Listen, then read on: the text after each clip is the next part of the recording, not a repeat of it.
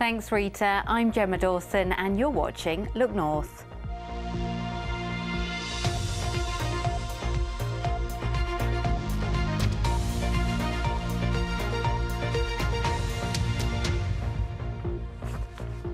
Good evening.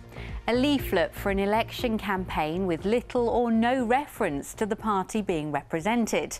Today, there's criticism of some Conservative candidates who are being accused of distancing themselves from their own party ahead of the general election. The letters and videos which don't include the party's colours or logos have gone out to voters in some areas, including Scunthorpe. Our political editor, Tim Iredale, explains. Scunthorpe is always a hotly contested town at election time. In 2019, voters here chose a Conservative MP after decades of Labour dominance. I'm Scunthorpe born and bred. I care passionately about our area. Holly Mumby-Croft is the Tory candidate again this time round. But one local voter got in touch to say he's puzzled by her election literature. There's no Tory party branding on it, there's no Tory colours, her name's written in green, it says MP next to her name even though technically she's not an MP at the moment, and we were a little bit baffled because I wasn't sure whether she'd actually decided to stand as an independent or if she is still a Conservative. People know I'm part of the local Conservative team because we deliver tens of thousands of local newsletters, all of which say Conservative on them, year in, year out, and including, of course, in Winston. This is just one letter, and residents will probably already have had other leaflets, and they'll certainly receive other leaflets and newsletters, and I'll knock on their door, hopefully, and have a chat with them over the election period. There's no secret here at all. And in a further break with tradition, in some areas, the Conservatives are sending out red newsletters, a colour traditionally associated with Labour. So is there a pattern here? Well, certainly many of the Conservative candidates I've spoken to so far in this election campaign seem more keen to highlight their own personal achievements than the record of their party in government. Where is the C word? Interesting question, Peter. Beverley's Graham Stewart defended his decision not to use the word Conservative in this image.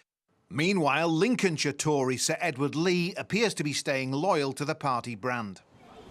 So what about the opposition? I think on the doorsteps people are beginning to focus on thinking where they want to place their vote. It is true we've had red Conservative leaflets, green Conservative leaflets, purple Conservative leaflets, but we haven't had any blue ones. What colour are yours? Ours are red. Old-fashioned red. Red for Labour. Voters in this town will show their political colours on the 4th of July. Tim Iredale, BBC Look North, Scunthorpe.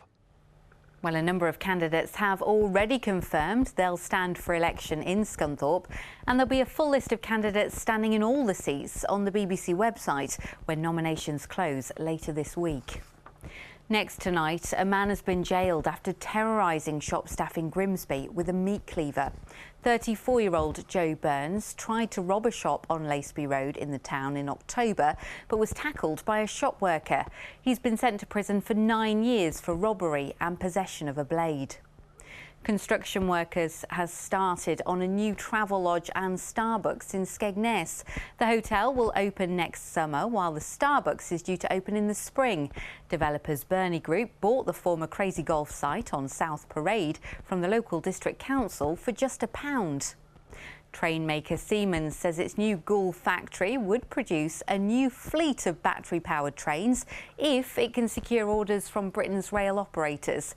The Goole site is currently building trains for the Piccadilly line on the London Underground.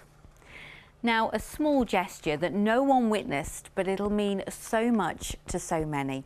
Dozens of flowers have been laid on the graves of veterans in Hull as the 80th anniversary of D-Day approaches. Simon Spark has this. In the Western Cemetery in Hull, you can notice splashes of colour from artificial flowers that have appeared on the gravestones. But when you look closer, all the headstones they're marking are war graves. All have appeared for the 80th anniversary of D-Day. There are 395 burials from the First World War and 100 from the Second in this cemetery. But there's been no separation of commemoration here. Every single war grave has had a tribute laid. Well, it's nice, isn't it? It's nice that something's been done like that. Emotional, but yeah, it's a good tribute. Whoever did this is still unknown, but this now joins many tributes to mark the 80th anniversary, from the beaches of Normandy to the lighting of beacons on our coastline. D-Day was the largest naval, air and land operation in history and marked the beginning of the end of the Second World War. But it also marked 4,400 losses of Allied troops and the harrowing stories we've heard from veterans over the years. Lost a lot of good friends.